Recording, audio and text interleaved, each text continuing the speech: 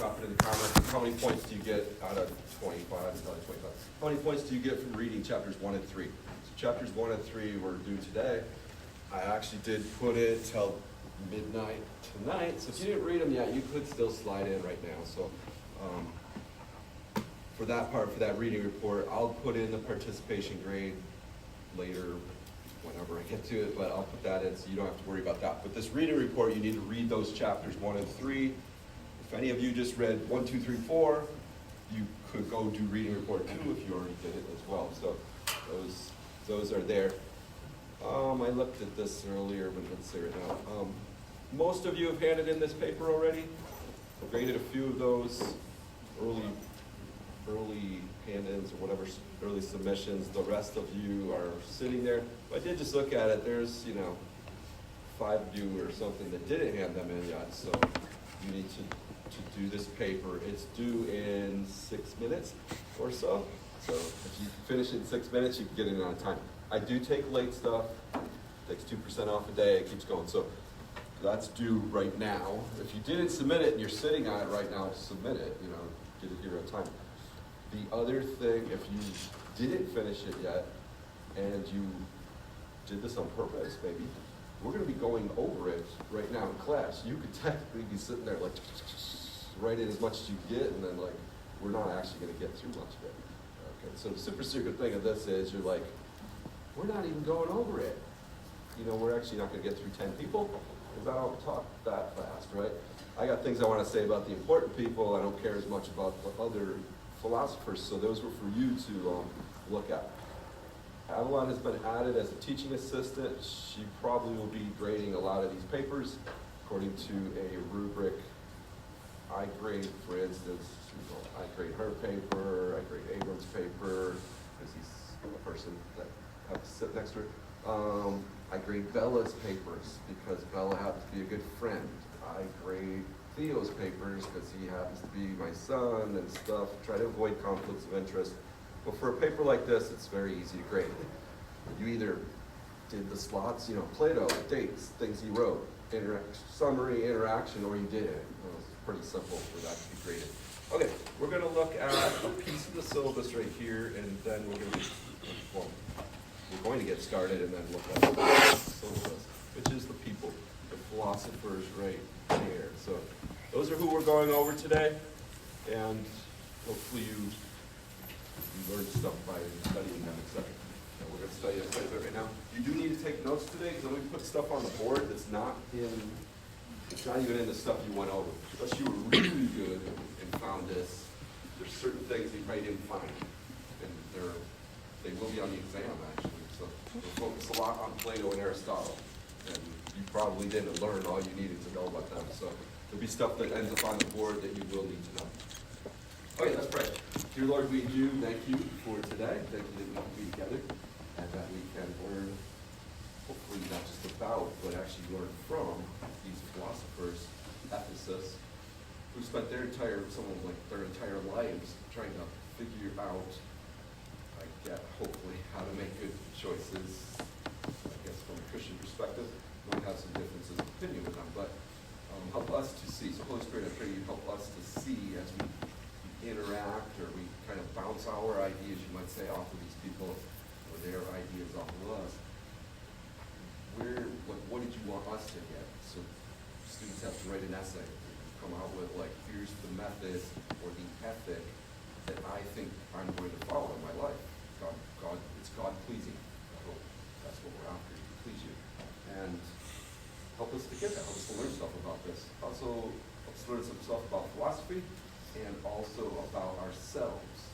So these philosophers / Ephesus are usually commenting about humans, and we're all human, and they have some observations that probably do apply to us. So help us to see that, pray that you would interact with our own being in that sense to, shape our worldview, help us to see who we really are, something like that. Be with us here in class, help us to have a good time. In Jesus' name we pray. Amen. Amen. Okay, I might try to write a little bit up here to start with. If you didn't, because we aren't getting all the way through number 10, other than what I do right now. Like, we don't have time to talk about them. So I told you I'd be calling on you and asking you, like, what were Mill's dates? Well, I might just do that, because I might. So, hey, anybody, when is Bentham and Mill? What are the dates for Bentham and Mill? When did they live? You can look at your paper. You don't have to memorize. Let me pull it up. Bentham Evelyn?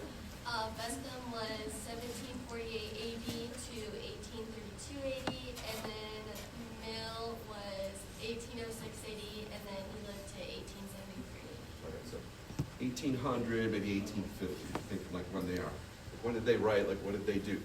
And that's AD again, so right, that's, I'm gonna put this, but I'm gonna shrink this a little. There's more stuff I wanna write up there, there's not enough room, so. Try that. All right, so these guys over here on this side are AD, they're later, they're modern period, so how we do this, but all of them here are modern, or modernity, maybe that'd be a better way for you to think of it, the modern period after the Enlightenment, so post-Enlightenment, but pre the way you live, post-modern, something like that. So, and down here we get all the way to like 1850 for this last guy. 1800, Kant and whatnot are, Hatim Kant are like late 1700s. So 16s and 1700s. Another thing to know about all five of these, together, if you were to group them together, they are specifically or like pointedly in their philosophy not Christian. And not just like, oh, you're making a judgment about them. Well, yes, we are making a judgment about them because they judged themselves. They said they were not Christian. All of them, though, if you read anything extra, they're reacting to Christianity. They're not ignorant of it. They're not pagans. They're actually 3 or 4 of these. Hume, Kant, and I think it's Bentham, are PKs. They're pastor kids. They're Lutheran pastor children. And one of them, I can't remember, I think it's Hobbes, if I remember right. And 4 out of the 5 of them have direct relationship to church. Maybe it was like Hobbes was preparing to be a minister or something like that. He like went to seminary. I forget which one. The other 3 are PKs. They're literally responding to that. I'm rejecting that. They don't necessarily, they don't come out and say like, I hate Jesus. But they're like, I'm not going to do Christian ethics. I have to do a different method. Strangely, uniquely, interestingly, whatever you want to say, remember I keep saying, there's only like 3 methods you can do. So they all end up with one of those same 3 methods. It's just not Christianized, and it's actually specifically not Christians. It's written in contradistinction to Christianity. In other words, they're rejecting their faith, or maybe the faith of their parents, and then trying to say like, but you can't be an anarchist. That's no good. So what do? I substitute something else in there. So they find other things to direct, you might say, their ethic. Okay, if you didn't catch these, we'll go over these dates a little more clearly here. There's a break here. This would be Jesus is in there. So these first 3 are BC, before Christ, and then Augustine and Aquinas are after Christ. Augustine and Aquinas are both Christian. They're the only Christians up here. After Christ, philosophy, ethicists, people like that, like massively on a worldwide scale, become Christian. Like that's what they start talking about. Like, what is a Christian ethic? It has huge impact because these guys are from the time of Jesus till 1200, so 1,000 years of like Christian impact. If you wondered, if you were sharp, whatever, thinking about it, there's a time period in here, about a 700 or 800 year gap in here, which would be the Middle Ages. And things didn't go as smoothly as they could in the world. So you're like, hey, it was like 800 years when people didn't actually write or think about this. Yeah, they're still living. People are still alive. They're still making moral choices, and they still have an ethic, but it wasn't quite as happy in a place to be able to be writing stuff. So there's kind of a gap there, you might say. People still lived it out. Aquinas came along and was like, hey, for like the last 700 years, we're going to do Christian stuff. Here's maybe a modification or whatever you think Aquinas did to it. Maybe I should put this up here because I don't know if we'll get to it. Thomas Aquinas, so Augustine or St. Augustine or Augustinian ethics, that would be his name, you know, his stuff. Aquinas is called Thomistic. They name it after his first name instead of his last name. If you come across anything that says Thomistic or a Thomist or something, that's Thomas Aquinas. Very specifically Christian. Augustine and Aquinas are ministers, they're bishops, they're pastors, you know, doing all that stuff. They're also what amounts to be professors, they're teachers, and they are philosophers as well, and they write about this stuff, their ethics. So, did anybody pick up on who currently, all the way over to 2025s that are here, who's Thomistic today? To the core, or absolutely, you know, blatantly, boldly Thomistic. They exist all over. You've run into them numerous times. They're not just weirdo, you know, like some weird philosophy dude. You run into them potentially every single day. And they, if they've studied this at all, they know they're Thomistic. They're not ignorant of it. They're not lying or something. Anybody know who this group is? Very, very large group. Catholics, okay. Thomistic, Thomists are Catholics, specifically Roman Catholics. Roman Catholics since 1100 to 1200 in that region specifically said, we need an ethic, we need a method, right? Our specific Catholic method or ethic is to follow Thomas Aquinas. He came up with a good one, and they built all of it on that. So if you're experiencing, you've just experienced in the last month or so, a Thomist who got elected in the government at a very high position, who's been arguing from Thomistic ethical principles to convince people that things like transgenderism is mistreatment of people, or the issue of immigrants and illegal immigrants and who gets to be protected, etc., who's a citizen and all that, which is J.D. Vance, Vice President Vance. He's a Roman Catholic. He converted as an adult. He wasn't grown up that way. Converted, and primarily through philosophy, and has studied it. I mean, he's smart. He's real smart. He's studied a lot.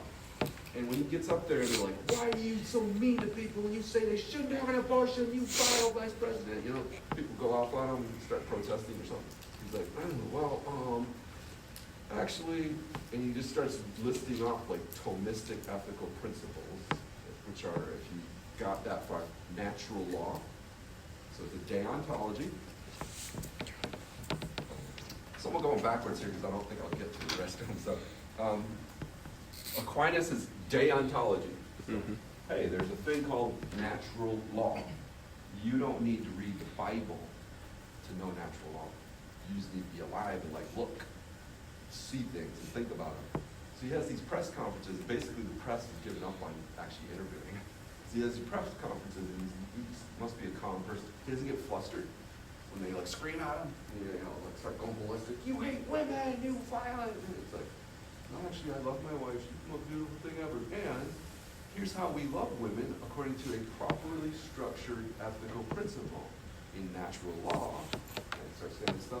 We would see that, you know, all the bears out there have male bears and female bears, and they are different from one another. We have male humans and female humans. That's why they're not in the same locker room. And when you have a baby, the mommy bear does not reach inside of her body and chew her baby. Kill it. So therefore, probably, according to natural law, our observations, a female woman is going to reach inside her body and kill the baby either. He starts laying this out. He never mentions the Bible. Like, zero mention of the Bible, except he'll always say, in a society which wishes to be ordered properly to serve Jesus, and he'll like throw that out there and they go off, crazy about it. He's like, that's why we do this. And he like explains it. They've basically given up interviewing him because they know they have no answer. They're anarchists. That's their answer. It's like anarchy. I want to do what I want. He's like, no, you should. The other thing you might have found for Aquinas was some T.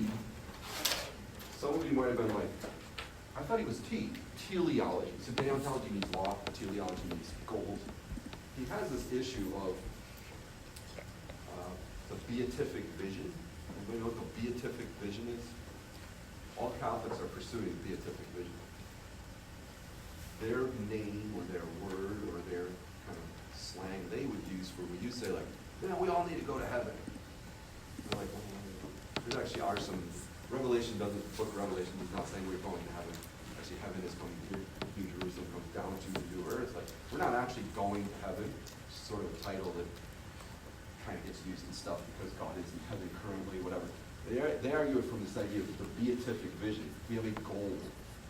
The goal is you see Christ face to face. Beatific is beauty. You see Jesus face to face. And when you do, that's heaven. If he's up there, or if he's down here, or wherever you happen to find this guy, you see Jesus face to face, you become him. And did you guys ever go to Catholic places, Sacred Heart clubs? You ever heard of a Sacred Heart club? Which is like a supper club for Catholics. And it's Sacred Heart. It's like we were trying to find the Sacred Heart of Christ. Have the same heartbeat that he had. Protestants sing songs like that, like, I want to beat with your heart or something.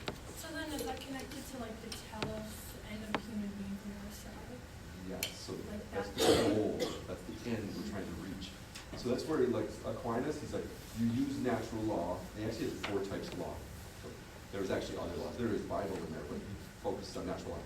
Natural law gets you to seeing Jesus, which is the goal, the telos of it. So he has a little bit of teleology in there. Okay, Augustine, if we don't get to him, probably the only one up here that had deontology, virtue, and some teleology.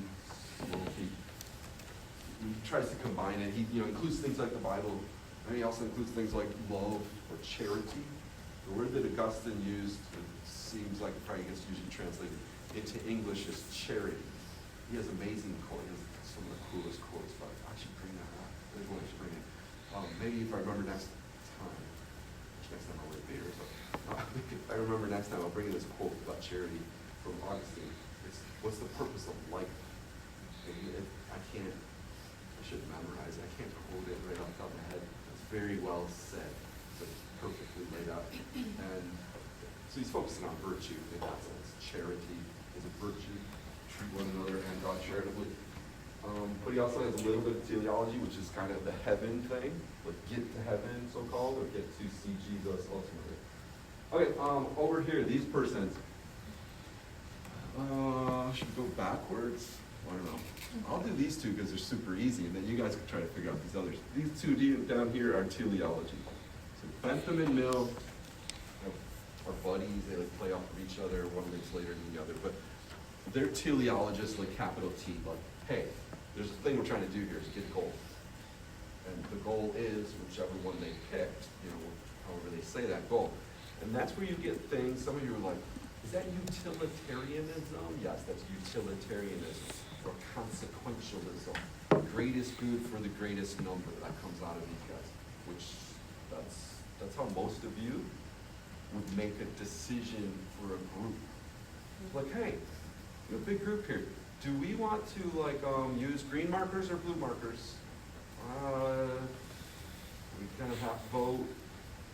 They're like blue, but then somebody's like, but I can't see blue. I'm colorblind to blue or something. I don't know. Is that a thing? Can you be colorblind to blue? Maybe it would be green or something. What's that? Or red. Let's say I use red, and these people colorblind to red. They're like, hey, it won't help me. And then we'll all probably say like, oh, fine, well, I'll switch to green marker. Isn't it green and red? Switch to some marker you're not colorblind, because it's the greatest good for the greatest number. Doesn't hurt the rest of us, and it gains you in. So it must be good. That is teleology of Bentham and Mill. It's utilitarianism, specifically. There's other versions of these. There's like sub-versions of these that we're going to go over later, a little bit later, and of course not today. Okay, Kant probably came up with deontology. I'm thinking categorical imperative is Immanuel Kant. There is this thing called a categorical imperative. It's a law that everyone in the universe, or planet Earth, whatever it has to follow. You're kind of like, okay, that's a big deal, that's a categorical command. So what is it? And he actually doesn't state it. Kind of like people will know it, you get around to it, it's sort of written on your heart. So if any of you did like virtue, he kind of has it that it's written on your heart because everybody will know it, but yet not, people don't follow it. So then you have to like, hey, do they know it? They won't follow it. Did God give it? No. It's just like round and round, like there's gotta be a law there. The reason he bases that on, he is reacting, if you want to say that, or corresponding to anarchy. He's like, yeah. Anarchy would be the only other system if you didn't like follow Jesus and stuff like that. But he won't be an anarchist because he observes humans. He's like, societies aren't anarchists. They don't live that way. They're not surviving that way. So there's got to be something else going on. There's like a hidden law. It's a categorical imperative that like drives people from their heart, but yet you can't hardly state it, and you can't really say where it came from. But everybody's got it, so they must have it in their heart. But none of them are following it because they're bad, and then you have cops that like arrest people because they're not doing it. It's kind of like, well, I guess so. These guys had big influence. That's why they're up there. These are like the big hitters, heavy hitters of society, so-called. Their effect on society. Okay, Hobbes and Hume. What did you guys say for Hobbes and Hume? They're a little more difficult. Did you decide they were deontological, teleological, or virtue theorists? Who wants to answer that? Or For which one? For which one? Hobbes. What about Hobbes? Thomas Hobbes. Yeah. You said deontological. What'd you say? I said Go ahead. Yeah, teleological, but then under that, he's the ethical egoist. He's an ethical egoist, which would be a type of teleology, actually. So you're saying T. Yeah. Imani's saying D. I'm saying T. Oh, you're saying T? Yeah. Oh, you're both T. Okay. Anybody say something different for Hobbes? Meaning D or V, deontology, law or virtue? I said deontology because he spent so much time like studying geometry and stuff, and so everything that he did was very like black and white. Okay, so he's a mathematician also. A lot of these guys have like some spare parts that they're doing, like establishing entire, things, other fields of study. So you said deontology, some D. He follows rules. And you guys said T. Everybody go for V? Is it virtue? Okay, so you got some V's. These guys are potentially mixed, and I'm going to put them small letters for all of them. Because I'm not sure that I'm not sure he necessarily came up with, with a solid one. He's maybe like shifting and then like going and trying to find it. What I do want you to see out of Hobbes specifically, he's the first one up there, of these not Christian, reacting to Christianity. If you were to take, if you want to call it Judeo-Christian, so Jews have things going on before Christians, Jews have a Bible, that kind of thing. Even, I don't really quite want to do this too much, but even if you wanted to add Islam in there, so Jews, Christians, Muslims, I think there's a whole lot of differences between us and Islam, but on ethics, there might be some similarities, except for the ethical voluntarism we talked about last time. If you threw all that up, take your Bible and throw it out, and take the worldview that goes with it and throw it out, and then say, hey, we gotta live, people. Secular society.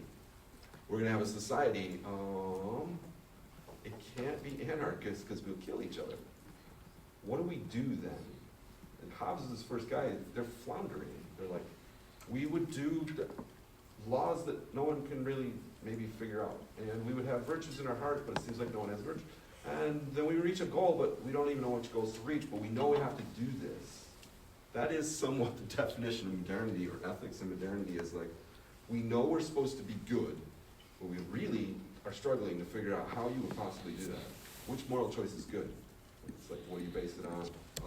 Alex said he turns out, in the end, maybe be an ethical egoist, which is a subcategory of teleology, which is it's like next door category to virtue theorist. But it's very selfish. It's like, I am the one being ethical with my ego, or something like that. Okay, Hobbes and then Hume. Who wants to say what Hume is? So D, T, or V? V, What'd you say? V, V, virtue theory. Did anybody have T at all? Or D at all? I both like V and V. Yeah, he's got some D going on. I don't know if he's capital V and small d. Again, you think he's both like small, he is not quite sure what he is. It sometimes depends on what they're reading, or what they're writing, excuse me, like Leviathan. Is Hobbes the guy who wrote Leviathan, I think, maybe? And writes this, or is it Hume? Can't remember which It's one. Hobbes. It's Hobbes. Yeah, he writes the Leviathan, it's this thing about how basically there's a monster in your heart. I mean, if you want to like give it for kids, there's a monster in your heart that's gonna like eat the world, but if you don't get all the monsters together, they kill each other. It's got some stuff like that going on. I'm not too set on those for you to like answer a test question, other than these two. These two are teleologists, kind of like no way around it. So that's the reason we're showing that. That's the last in line of these philosophers. They have the most recent influence. So America, for instance, which is just 1776, but not really till 1789 for a constitution. You know, these guys are the ones who wrote following that, like, hey, you guys got a new country, what's it supposed to look like? So America, for instance, is in its public like setting is primarily teleology. The government is primarily teleological, which is being debated right now. When you have a Department of Government Efficiency that's like, your job was to reach this goal, you didn't reach it, so we're gonna fire you. And they're like, I wasn't trying to reach a goal, I was trying to spread an agenda, the virtues of my heart. Oh, okay, that's different. All right, we'll go to these ones here. You probably had a V, and probably a V, and probably a V. That's my guess. You want virtue, virtue, virtue. I'm going to argue that you definitely need to add T to Aristotle to some level, maybe a large level. And there's a reason why, which we'll go over now. So we're primarily going to focus on Plato and Aristotle for the most part at this point. And these guys and some of the other stuff we say about them right now will end up on the exam. I'll make sure that we go over the stuff that's on the exam.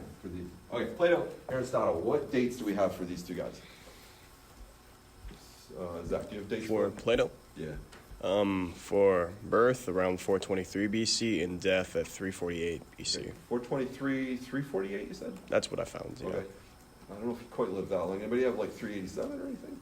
BC for For Aristotle? what's that? For Plato. Aristotle? For Aristotle. Okay. So these guys are. Four. Go ahead. 384 to 322. 384 Yeah. to 4. No. 3. 322. Okay. So these 300 BCs. Let's throw them at 350 BC. And this guy, maybe around 400 BC or so. And they overlapped. They very much overlapped. They interacted with one another, let's put it that way. What was going on in the Bible, our Bible, like the Bible? What was going on in 400 BC, like who or what prophets or what's happening in 400 BC? Just to get us like located in the Bible. Would it be Malachi, the last book? Okay, Malachi, the last book of the Old Testament, if this would be really bad, but if you wanted to call it the last book of Judaism, could kind of slang terms see it that way. Like Malachi would be the same time as Plato. So Plato's writing some stuff, like the Republic. If you didn't get that one, you should. He wrote the Republic. Actually, that's on the exam, so we're going to put that up there. He wrote this thing called The Republic. Oh, good. He wrote a thing called The Republic. And some other stuff too. Lots and lots of other stuff. But you got to have that one for sure. Okay, he wrote that. That's the same time as Malachi's writing the book, the prophet Malachi's writing, the book of Malachi in the Bible, in the Old Testament. They're not buddies, they don't know each other, there's no like interactions that we know of going on. So Plato is Greek. He's up in Greece, which is like south of Italy, if you want to think of it that way. Somebody like Malachi is down in Israel in the Middle East. They're not writing to each other, but we do need to recognize that in the ancient world there was lots of contact, meaning they know each other. I don't know that Malachi knew, but people, like philosophers, know each other's writings because they're responding like thousands of miles away to people's writings. So it's not like they were in a cave. They have some sort of way of communicating, which means write it on a scroll or something, and then somebody like takes it, hands it off to somebody else. Okay, Who's the guy that came before Plato? There's a very important Greek philosopher who came before Plato. Socrates? Okay, Socrates. Socrates is Plato's teacher. As far as we know, Socrates didn't write anything, so we don't have the writings of Socrates. We have the sayings. You go look up the sayings of Socrates. So he didn't write them, but some of his students recorded them. So the sayings of Socrates. He's most famous for the Socratic method, which is asking questions. So, hey Kinsey, what do you think of the donuts you just ate? And then, did you eat a donut or something just now? Oh, it's a cinnamon roll. Okay. What did you think of the cinnamon roll you just ate? Was it a good or an evil cinnamon roll?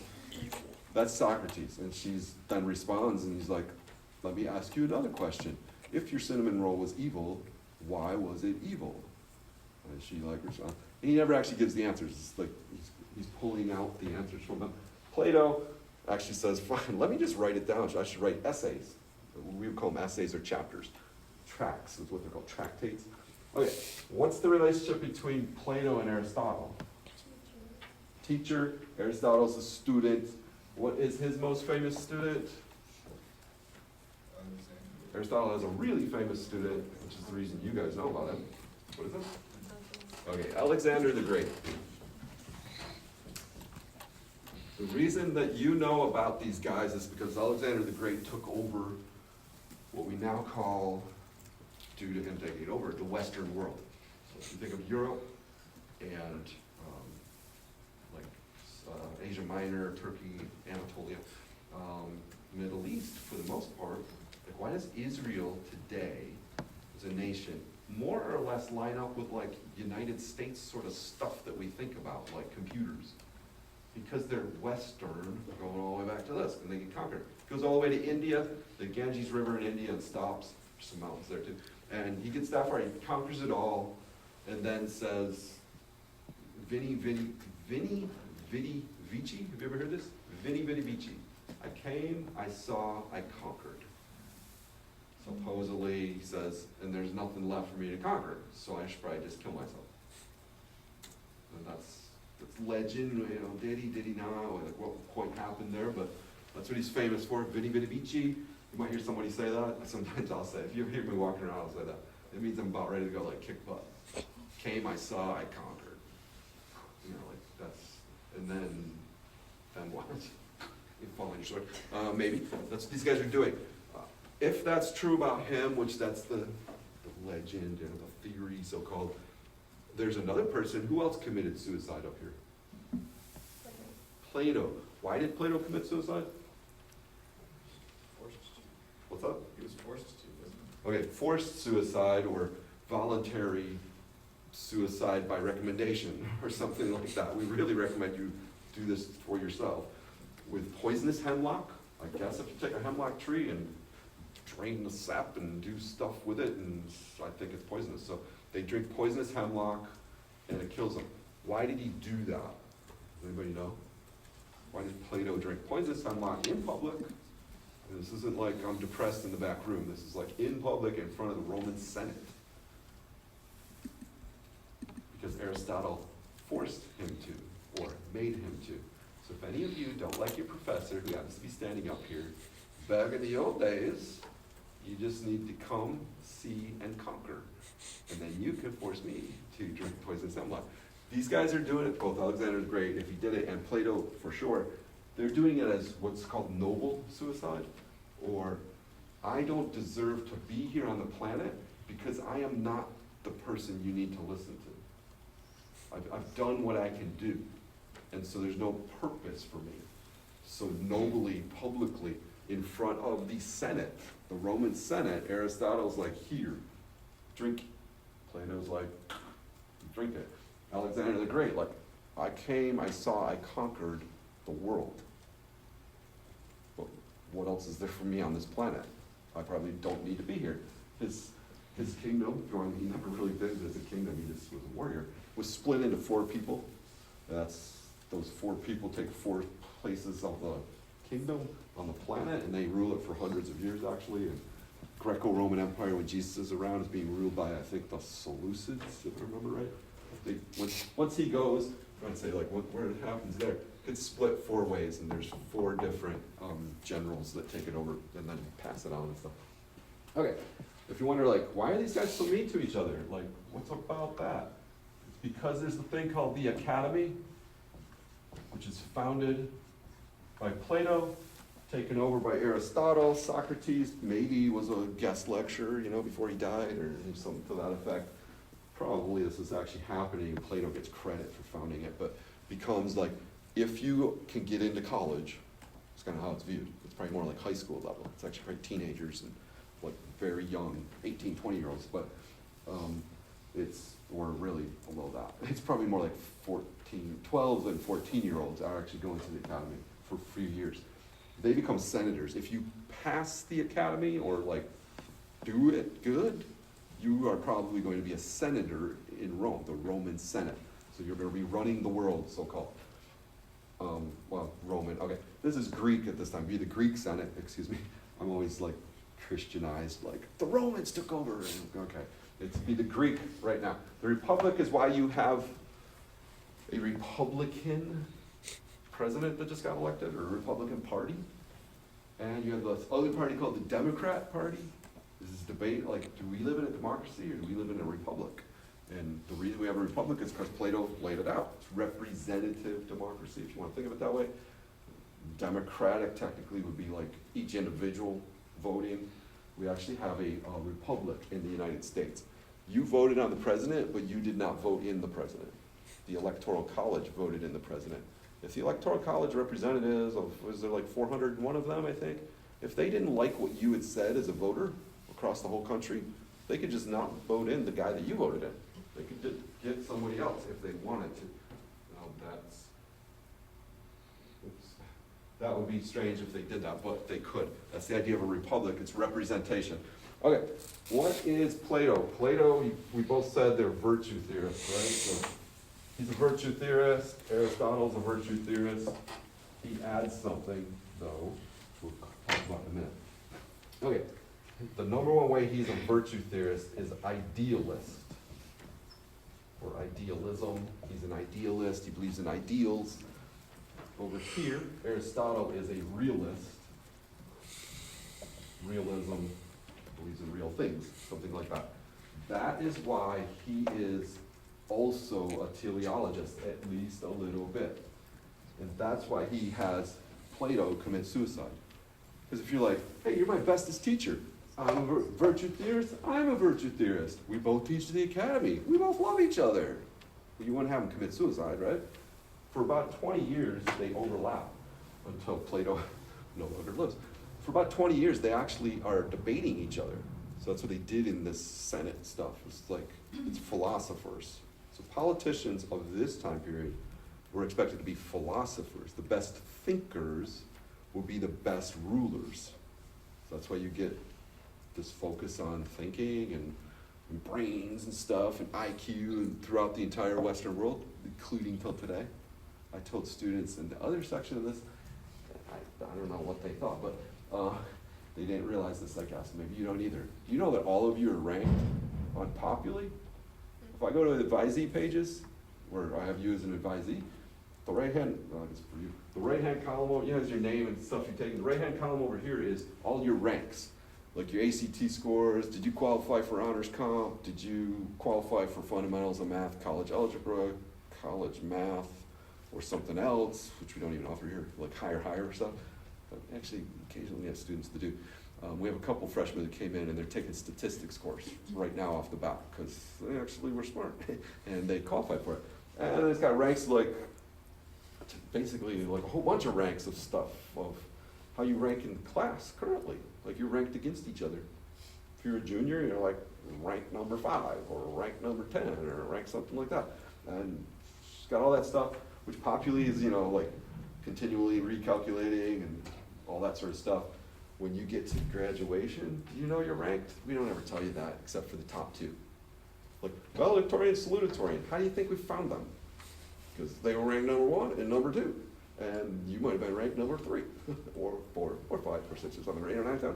And we don't tell you that. That's all based on Plato and Aristotle saying like, hey, philosophers rule the world. And that's what we ought to focus on. especially when you're in an academy. It's why you get grades, for instance.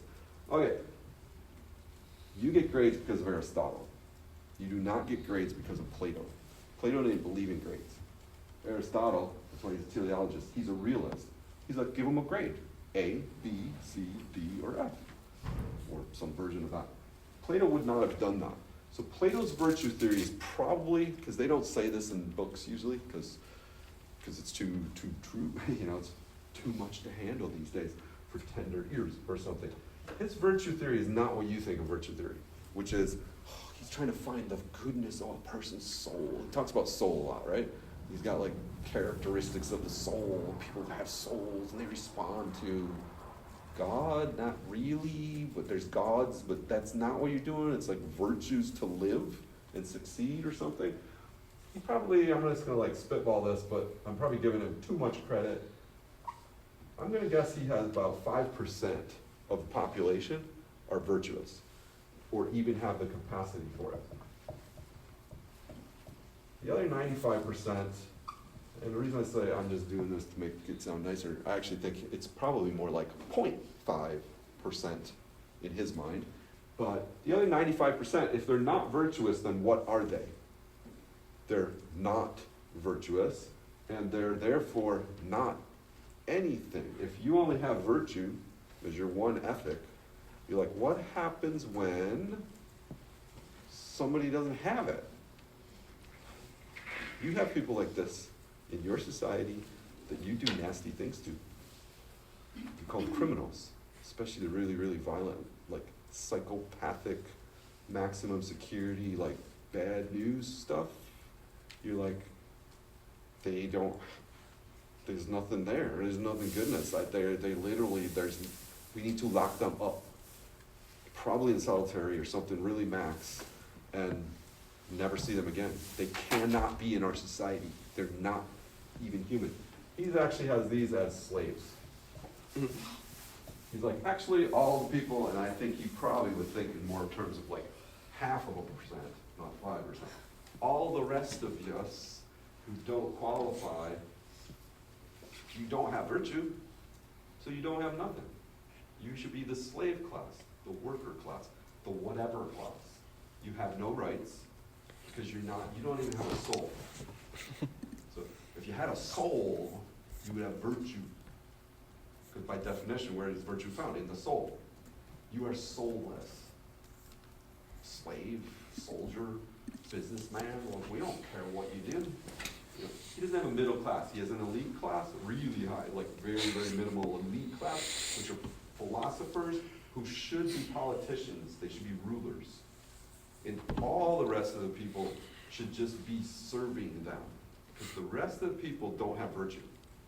So maybe you're a slave, like chained to the wall, or maybe you're a business person, but you are in service to the elite people with virtue. How do you know if they have virtue? That's why I said they go into this academy like 10, 12, 14 years old.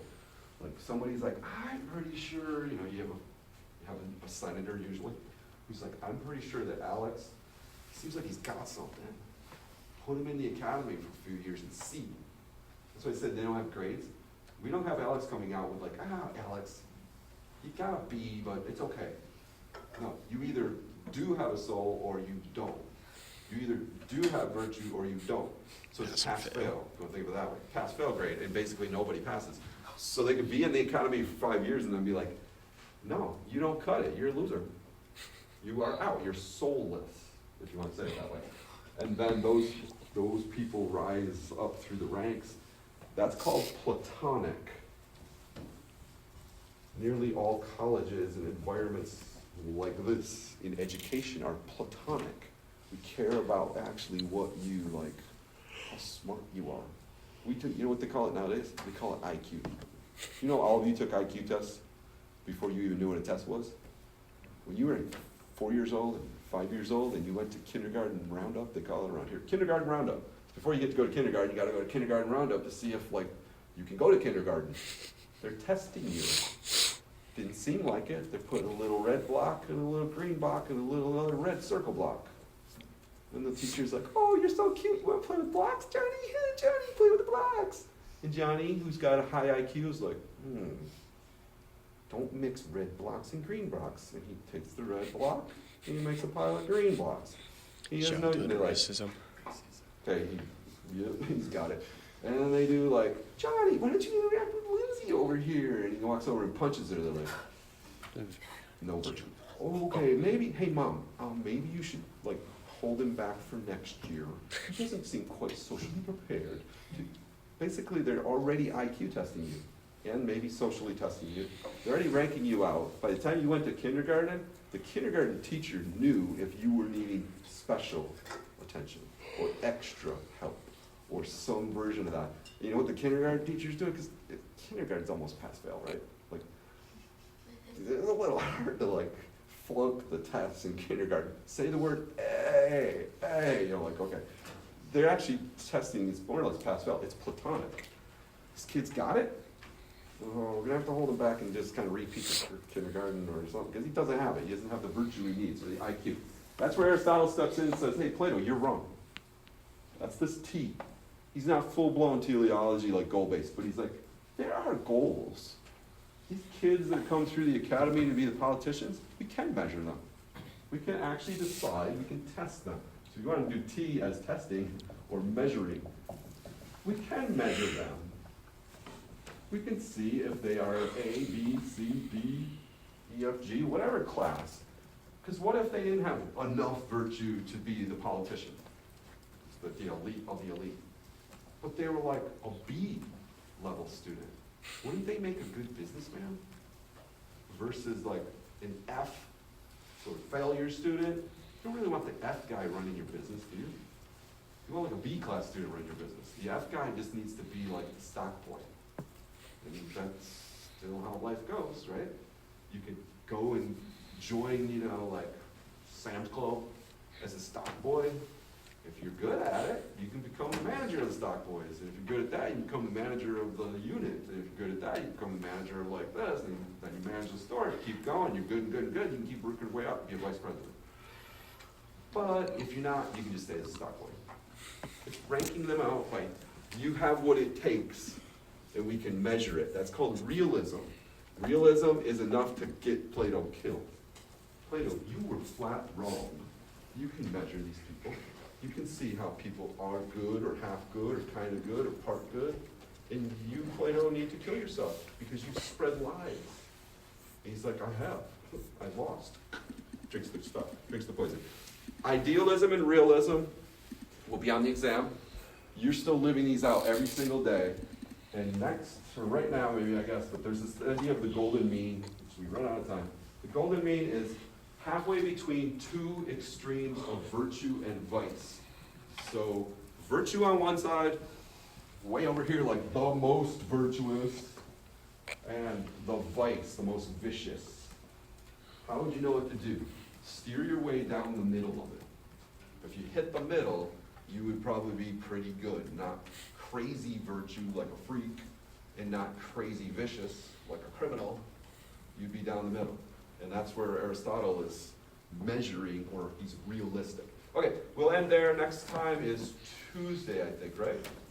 So Tuesday I'm not here. So you still need to, I haven't decided if I'm going to have somebody teach it, or if I'm going to put it online.